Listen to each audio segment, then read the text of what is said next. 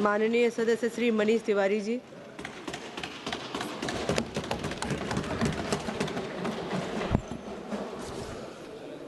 सभापति महोदय, ये जो प्रस्ताव इस सदन के समक्ष लाया गया है, इसका जो सार है वो अंग्रेजी के एक वाक्य में समाया हुआ है, और वो वाक्य ये है कि लोकतंत्र में the government has its way, but the opposition must have its say. तो इस पूरे प्रस्ताव का जो मूलभूत सार है वो इतना ही है कि ये सदन सिर्फ सरकार का नहीं है, सदन विपक्ष का भी है। और आज बहुत दुखद मन से सामूहिक विपक्ष के प्रति की तरफ से जो ये प्रस्ताव लाया गया है, ये कोई व्यक्ति विशेष के खिलाफ नहीं है। ये जो संसद की प्रणाली है, जो ये एक संस्था है, जो लोकतंत्र का सर्वोच्च मंदिर है, वो एक सुचारू ढंग से चले, जिससे कि ये लोकतंत्र और सुदृढ़ हो सके और मजबूत हो सके, और जिस कार्य के लिए हम लोगों को यहां पे लोगों ने चुन के भेजा है, वो कार्य सही ढंग से संपन्न हो सके। इस प्रस्ताव के बिंदुओं पे आने से पहले कुछ बुनियादी बातें मैं इस सदन के समक्ष रखना चाहता हूं। अगर आप भारत के संविधान की जो धारा 93 है उसको अपने संज्ञान में लीजिए। धारा 93 ये कहती है कि the speaker and deputy speaker of the house of the people. अब इसमें जो संविधान के निर्माता हैं, उन्होंने जिस शब्दावली का प्रयोग किया है वो बहुत ही अद्भुत है।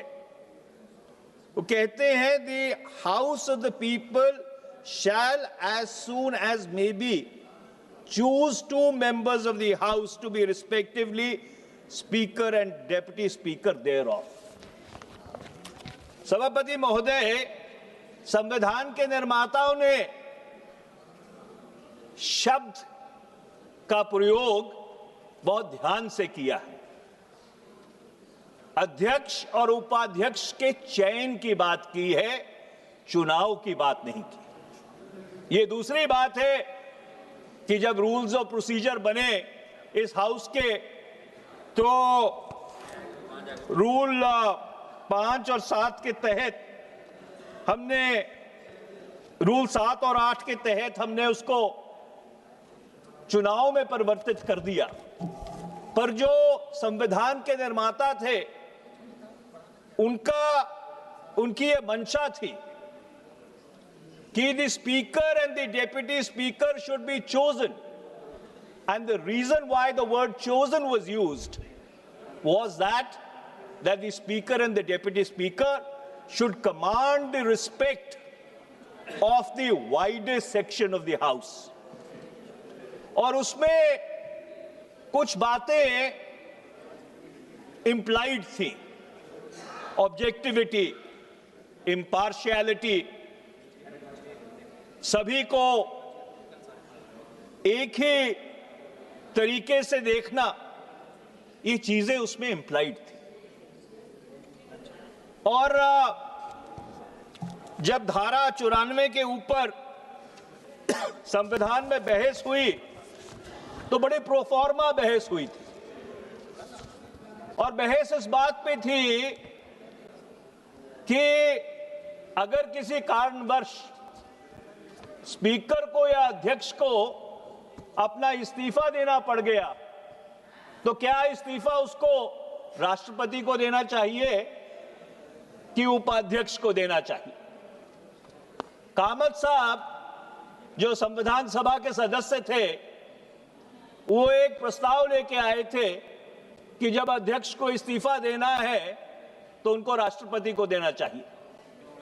उस प्रस्ताव को खारिज कर दिया गया। उस पे बोलते हुए शिब्बिन लाल सक्सेना जी ने यह कहा, जो संविधान सभा के सदस्य थे, we want the speaker and the deputy speaker should be completely independent of the executive, and when therefore it is provided that the speaker should send his resignation to the deputy speaker, it only means that the independence of the speaker of the house over which he presides should be maintained. If he sends it to the president, it means he sends it to the executive. It is a very healthy principle that the speaker and the deputy speaker should be completely independent of the executive. और फिर बाबा साहब भीमराव अंबेडकर जी ने उस प्रस्ताव को खारिज कर दिया। अब ये अजीब विडंबना है, अगर किसी कारणवश अध्यक्ष जी को इस्तीफा देना पड़ जाए तो वो इस्तीफा किसको देंगे?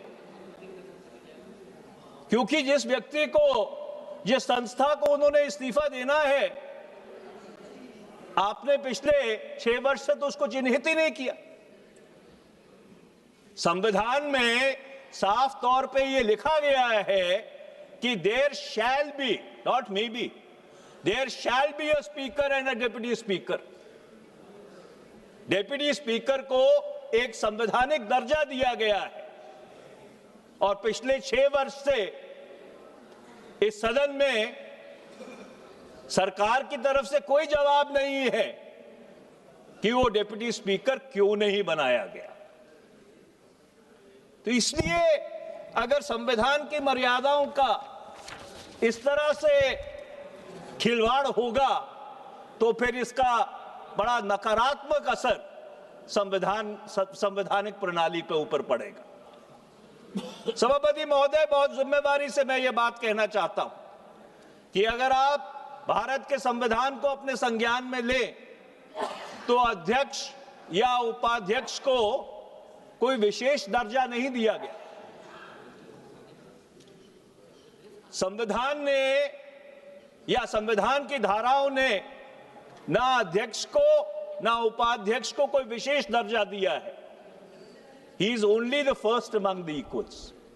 He is only the arbitrator of the proceedings of the House. वो सही है कि रूल्स ऑफ प्रोसीजर में हमने उसको एक व्यापक तरीके से उसका मूल्यांकन किया है, पर संविधान में कोई विशेष दर्जा नहीं दिया गया। उसके विपरीत जो सांसद हैं, सांसदों को धारा 105 के तहत संविधान ने एक बहुत विशेष दर्जा दिया है। अगर आप धारा 105 संविधान की उसको अपने संज्ञान में लें, और मैं उसको पढ़ के सुनाना चाहता हूं, धारा 1051, subject to the provisions of this constitution and to the rules and standing orders regulating the procedure of parliament, there shall be freedom of speech in parliament. अब मैं अपने आप से पूछना चाहता हूं कि अगर सांसदों को संविधान सभा विशेष दर्जा नहीं देना चाहती थी तो धारा 19 तो थी संसद में, संविधान में, धारा 105 लाने की क्या जरूरत थी? और क्या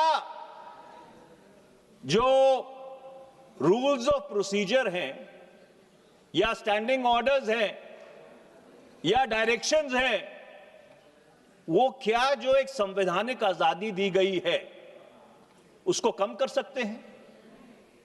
और इसका जवाब बड़ा सीधा है कि नहीं कर सकते।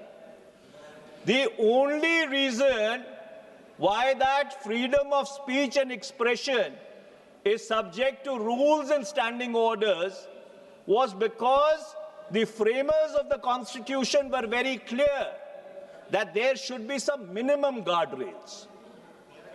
so that the House functions within the modicum of decency. एक मर्यादा में ये सदन काम करे, पर उन नियमों का इस्तेमाल जो संविधान ने सांसदों को आजादी दी है, उसको कम करने में या उसको कुचलने में नहीं आप कर सकते। आप धारा 105(2) को अपने संज्ञान में लीजिए। वो ये क्या कहती है कि जो भी सांसद लोकसभा में कहते हैं, राज्यसभा में कहते हैं, जो भी वो मत का प्रयोग करते हैं, वो कोई अदालत उसकी समीक्षा नहीं कर सकती। और जो पत्रकार रिपोर्ट करते हैं कि संसद की कार्रवाई में आज क्या हुआ, उनके खिलाफ कोई मानहानि का दावा नहीं हो सकता। इसका कारण क्या था? इसका कारण यह था कि अगर कोई ऐसे तथ्य भी हैं जो सदन के माध्यम से मुल्क के सामने रखने जरूरी है, तो यह आवश्यक नहीं है कि सांसदों को उसको प्रमाणित करना पड़े। धारा 105(3) आगे कहती है कि सांसदों की जो प्रिविलेजेस हैं, वो प्रिविलेजेस वही हैं जो सांसद ब्रिटिश हाउस ऑफ कॉमन्स के सदस्य हैं, उसी के समानांतर ये प्रिविलेजेस हैं। तो इसका सीधा सीधा मतलब यह है कि एक बहुत विशेष दर्जा सांसदों को भारत के संविधान में दे दिया, और उस विशेष दर्जे में जो सबसे उत्तम और मूलभूत बात है कि इस सदन में किसी भी सदस्य की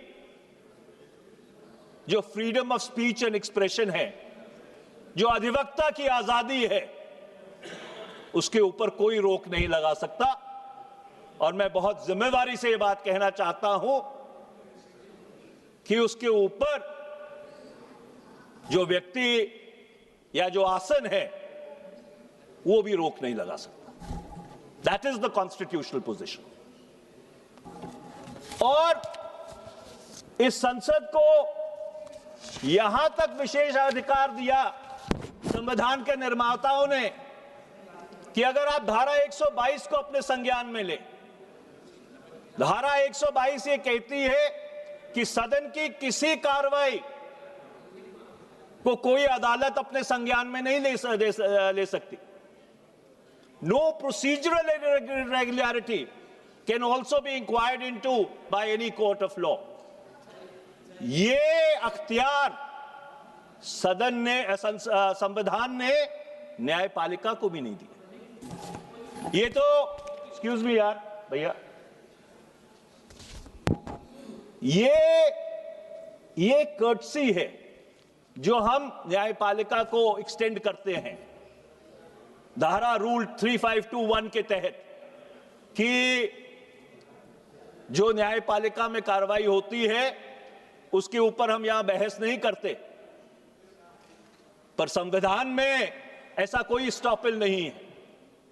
संविधान में ऐसी कोई रोक नहीं है कि कल अगर ये सदन चाहे तो जो न्यायपालिका की कार्रवाई होती है उसके ऊपर भी विस्तृत चर्चा कर सकता है। ये मैं संविधान के प्रावधान इसलिए आपके समक्ष रख रहा हूं कि कभी कभी हनुमान को भी अपना बल याद कराने की जरूरत पड़ती है। तो इस संसद को और सांसदों को जो संविधान ने अख्तियार दिए हैं वो उनके जहन में रहने चाहिए। और मैं फिर एक बात कहना चाहता हूं, the biggest liberty which has been given to every member of parliament, in addition to the liberty given under Article 19 of the Constitution of India, is the absolute freedom of speech and expression in this House, which cannot be constrained by the rules of procedure and conduct of business. The rules of procedure and conduct of business are to facilitate that freedom of expression and not to constrict it. अब मैं जो ये प्रस्ताव है इसके बिंदुओं पे आता हूं। देखिए, जब राष्ट्रपति के अभिभाषण के ऊपर, धन्यवाद प्रस्ताव के ऊपर बहस हो रही थी, तो नेता प्रतिपक्ष अपनी बात रखने के लिए खड़े हुए। नेता प्रतिपक्ष ने एक रसाले से कोट करना शुरू किया। That magazine that he was quoting, that is a published magazine. It is in the public space. It is available even now. And the contents of that magazine or that story have not been controverted by the government till now. The article has not been withdrawn by that publication till now. So something which is published, which is in the public domain, which is still available in the public domain, I find it incredible that the leader of opposition is not allowed to read from that magazine. ये किस तरह का लोकतंत्र है? काल्पनिक बात बना ली कि कोई पुस्तक छपी नहीं। नेता प्रतिपक्ष किसी पुस्तक से थोड़ी कोट कर रहे थे, वो तो एक छपे हुए रसाले के जो आर्टिकल था उसके अंश पढ़ के सुनाना चाह रहे थे। उसके ऊपर इतनी आपत्ति कही नहीं Anurag ji, when you have your say, when you get a chance, you can always rebut it. But in my understanding, reading from what is available in the public space or not allowing the leader of opposition to read from what is there in the public space is a constriction on the freedom of speech and expression of the leader of opposition. And I say it with the fullest sense of responsibility. अब मैं नेता विपक्ष के ऊपर आता हूं। देखिए,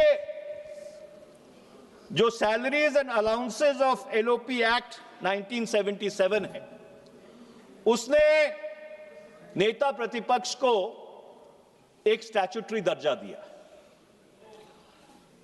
और इसका मतलब यह है कि among the opposition the leader of opposition is Primus inter Paris, he is the first among equals. और मैंने इस सदन की परंपराएं देखी हैं, नेता प्रतिपक्ष जब इशारा भी कर देते थे बैठे बैठे कि वो बोलना चाहते हैं तो उनका माइक ऑन हो जाता था। मैं 15वीं लोकसभा का सदस्य था, स्वर्गीय सुषमा स्वराज जी नेता प्रतिपक्ष थी। अगर वो छोटा सा इशारा भी कर देती थी कि वो बोलना चाहती हैं तो उनकी तरह कोई उनको रोकता नहीं था, आसन उनको इजाजत देता था। यही नहीं, कोई अगर सदन का वरिष्ठ सदस्य, उस समय शरद यादव जी थे, गुरुदास दास गुप्ता थे, लालू जी थे, बाकी वरिष्ठ सदस्य थे, अगर वो बोलना चाहते थे उनको पूरी आजादी दी जाती थी। सरकार की तरफ से अगर कोई मंत्री भी बोल रहा होता था, he used to yield to them. यही नहीं, साथ में बगल में अडवाणी जी बैठते थे, अगर वो बोलना चाहते थे। मुझे याद है कि जब एक काम रोको प्रस्ताव के ऊपर अडवाणी जी ने बहस शुरू की और उसका जवाब मैं दे रहा था, तो जवाब देते देते जब अडवाणी जी खड़े हुए कुछ बोलने के लिए, तो आई yielded. Those were the traditions of this house. पीछे यशवंत सिन्हा जी बैठते थे, जसवंत सिंह जी बैठते थे, अगर वो भी कह देते थे कि वो हाथ खड़ा कर देते थे तो उनको बोलने की अनुमति मिल जाती थी। और यहां पे धूमल साहब, और यहां पे अगर आप कोई ऐसी बात कह दे जो सरकार के अनुकूल ना हो तो आपका माइक बंद कर दिया जाता है। ये किस तरह की लोकतांत्रिक परंपराएं हम यहां पे डालने की कोशिश कर रहे हैं। मैं अपने महिला सदस्य के ऊपर आता हूं। देखिए, इस सदन में कई बार बहुत तनाव रहा। सत्ता पक्ष और विपक्ष एक दूसरे के सामने रहे, पर कभी ऐसा मौका नहीं आया कि सत्ता पक्ष और विपक्ष में कोई भिड़ंत हो गई। ये कहना कि महिला सदस्य एक संयोजित षड्यंत्र की तरफ से प्लान्ड डिसरप्शन करने की कोशिश कर रही हैं, with great respect Mr. Chairperson, sir, in English they say it's completely over the top. It's a stretch. And I, with great respect, would like to say that the chair owes an apology to those women MPs. Yes, yes. मैं अब आखिरी बिंदु के ऊपर आता हूं, suspension. यहां पे बहुत चर्चा हुई कि सदन को बाधित किया जाता है। मुझे याद है कि जो 15वीं लोकसभा थी उसमें राज्यसभा में जो नेता प्रतिपक्ष थे स्वर्गीय श्री अरुण जेटली, उन्होंने एक बहुत ही अद्भुत बात कही थी कि disruption is a legitimate parliamentary tactic. This is not my coinage। यह बात श्री अरुण जेटली जी ने कही थी। और मुझे याद है कि नवंबर 2010 का जो शीतकालीन सत्र था सदन का, पूरी तरह से वॉश आउट हो गया। हर रोज विपक्ष की तरफ से हंगामा होता था। एक बेतुकी सी CNDG की रिपोर्ट आई थी जिसको संयुक्त संसदीय समिति ने खारिज किया था। It was a spurious report. पर जो मैं मूल बात करना चाहता हूं, और इन्होंने डाइसेंट लिखा था, सो इसलिए तो उसे मैं ऐसा है रविशंकर जी, मेजॉरिटी से उस रिपोर्ट को खारिज किया गया था। दैट इज मेजॉरिटी से उस रिपोर्ट को खारिज किया गया था। पर वो सभापति महोदय, बात वो नहीं है। मैं ये बात कह रहा था कि पूरा शीतकालीन सत्र संसद का वाइप आउट कर दिया गया, पर एक सांसद को सस्पेंड नहीं किया गया। Not a single opposition MP was suspended. अगस्त 2012 जो बारिश का सत्र था, मॉनसून सेशन था लोकसभा का, मैं 2-3 मिनट और लूंगा, वो इसी तरह से पूरी तरह से खारिज कर दिया गया। It was not allowed to function for a single day. एक भी सांसद को लंबित नहीं किया गया, सस्पेंड नहीं किया गया। Those were the traditions of this house. ऐसा है, वो कितनी मर्यादा थी मैं भी जानता हूं। एक मिनट मोनीश जी, आप you are senior member of the house. Suspend करने का जो निर्णय होता है ये सदन लेता है, कोई सभापति सस्पेंड करने का निर्णय नहीं लेता है। You please go. In fact, Mr. Yes. Chairperson, sir, you are reinforcing my point. The Treasury benches never moved a resolution to suspend even a single MP. You've actually reinforced my point. I must thank you for that. आपका बहुत-बहुत धन्यवाद। आपका बहुत-बहुत धन्यवाद। You've reinforced my point. अब मैं और विडंबना ये है सुनिए अरे, प्लीज प्लीज प्लीज प्लीज ऐसा है आप उस समय आप सदन शेयर में कर नहीं डिस्कस थे कीजिए। जो उस समय सदन में होता था। मनीष जी, हम लोग please, उसके please जश्न address के to this, गवाह sir. हैं। Please address to this, तो sir. इसलिए मेरे को ये समझाने की कोशिश मत कीजिए Because- कि आपके सांसद मनीष क्या जी, करते मनीष थे और जी, क्या just a नहीं minute, करते please, थे। just a minute. If Monish ji, you just a want to minute, go just a into minute. that, we can go into that in some Monish great ji, please detail. address to this, sir. Mr. Chairperson, sir, Mr. Chairperson, sir, I'm concluding. Last session first sitting में जब suspend किया मैं शहर में था, सभा ने प्रस्ताव किया, सभा के प्रस्ताव पारित हुआ। लास्ट के बाद 2010 का मैं नहीं बोल रहा हूं। सभा की क्या तरफ हो से रहा है? प्रस्ताव नहीं आता, ये सरकार की तरफ यहाँ से पर प्रस्ताव आता है। सभा की तरफ से प्रस्ताव नहीं आता, सरकार की तरफ से प्रस्ताव आता है, इसमें फर्क आया- है। There is a difference between the two. सभा ने इसको पारित किया है, There is a difference सभा between the पारित two. करता है। ओके यू गो नहीं। Okay you go through. मैं आपको एक और बात बताना चाहता हूं। Conclude please. जब 13 दिसंबर 2023 को इस सदन में एक बहुत दुर्भाग्यपूर्ण घटना हुई और कुछ ऐसे अराजक तत्व, मैं तो यहां तक कहूंगा आतंकवादी तत्व वहां पे सदन में घुस आए और हमारे एक सदस्य जो पंजाब से है, इस सदन के भी सदस्य हैं, गुरजीत सिंह औजला, उन्होंने जाके, जिन्होंने पंजाबी कहते हैं, उन्होंने जफ्फा पा के सिट लिया और उसके बाद जब हमने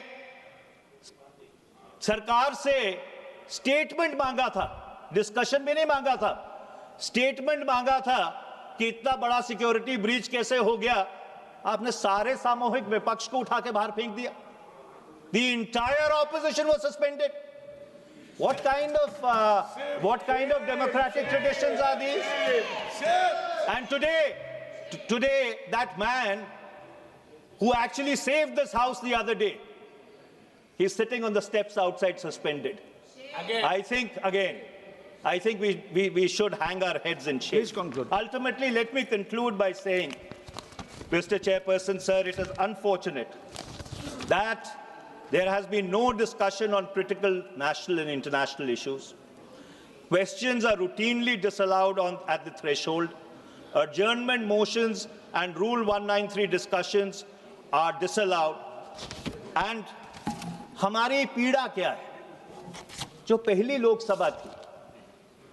जो पहली लोकसभा थी 1952 से लेकर 57 तक, वो 135 दिन चली थी।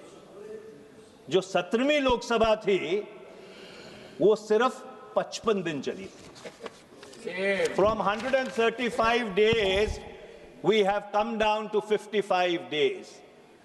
And therefore, Mr. Chairperson, sir, let me once again reiterate, this resolution is not against any person. We hold the incumbent of the chair that you sit on in the highest respect. This is about correcting the institutional functioning of this house, जिससे कि जो सर्वोच्च मंदिर है भारत के लोकतंत्र का, वो सुचारू रूप से वो काम करता रहे, जिसके लिए लोगों ने उनको चुन के भेजा है। आपने समय दिया, आपका बहुत बहुत धन्यवाद। धन्यवाद। माननीय सदस्य श्री निशिकांत दुबे जी।